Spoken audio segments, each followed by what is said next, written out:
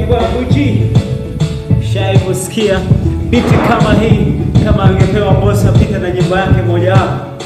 Sikia. Oh, Mbosso kani again.